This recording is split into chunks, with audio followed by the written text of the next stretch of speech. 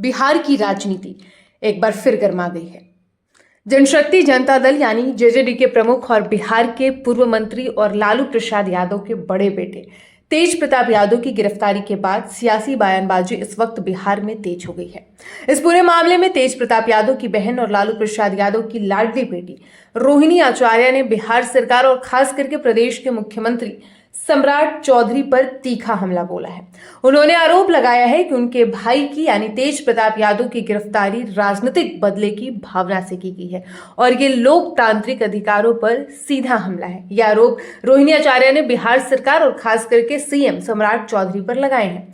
दरअसल NEET paper leak मामले को लेकर छात्रों के आंदोलन में शामिल होने और प्रदर्शन के दौरान हिंसा भड़काने के आरोप में पुलिस ने तेज प्रताप यादव को गिरफ्तार किया।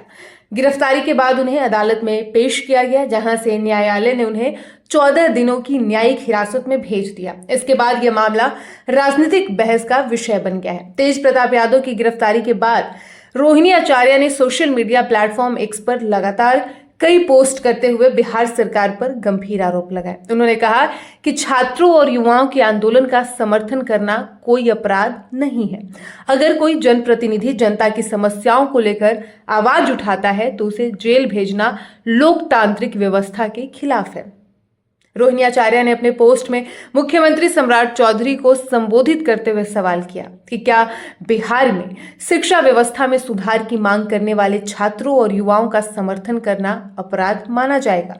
उन्होंने कहा कि बिहार की जनता सरकार से जवाब चाहती है कि आखिर लोकतांत्रिक तरीके से अपनी बात रखने वालों के खिलाफ इतनी कठोर कार्रवाई क्यों की जा रही है।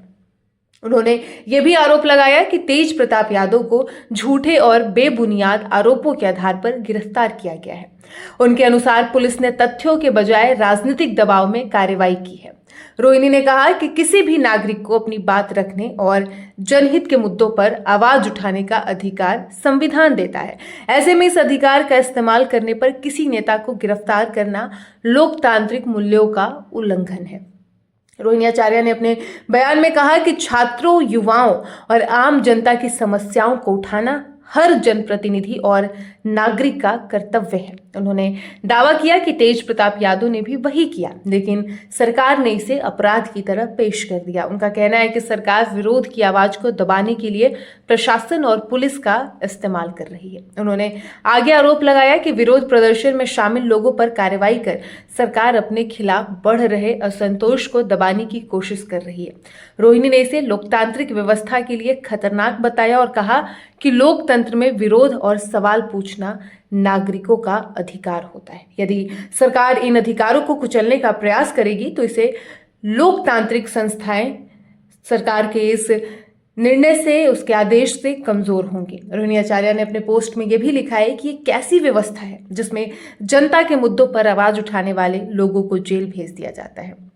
उन्होंने सवाल किया कि क्या सरकार केवल अपनी आलोचना करने वालों के खिलाफ कार्रवाई करना चाहती है। उनके मुताबिक ये राजनीतिक प्रतिशोध का उदाहरण है। तेज प्रताप यादव की गिरफ्तारी के बाद विपक्षी दलों के कई नेताओं ने भी सरकार की कार्रवाई पर सवाल उठाए हैं। उनका कहना है कि यदि किसी के खिलाफ कोई कानूनी आरोप है तो निष्पक्ष जांच होनी चाहिए, लेकिन राजनीतिक विरोध के आधार पर कार्रवाई उचित नहीं मानी जा सकती।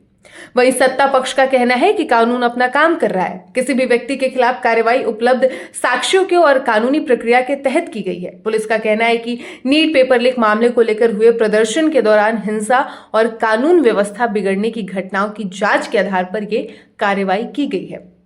अधिकारियों के अनुसार पूरे मामले में कानून के अनुसार प्रक्रिया अपनाई गई है और अदालत के आदेश के बाद ही तेज प्रताप यादव को न्यायिक हिरासत में भेजा गया है। इस पूरे घटनाक्रम के बाद बिहार की राजनीति में इस वक्त आरोप प्रत्यारोप का दौर और तेज हो गया है। एक ओर विपक्ष इसे लोकतंत्र पर हमला बता रहा है तो दूसरी ओर सरकार कानून के पालन की बात कर रही है। आने वाले दिनों में यह मामला और अधिक राजनीतिक तूल पकड़ सकता है, क्योंकि विपक्ष लगातार सरकार को घेरने की रणनीति बना रहा है।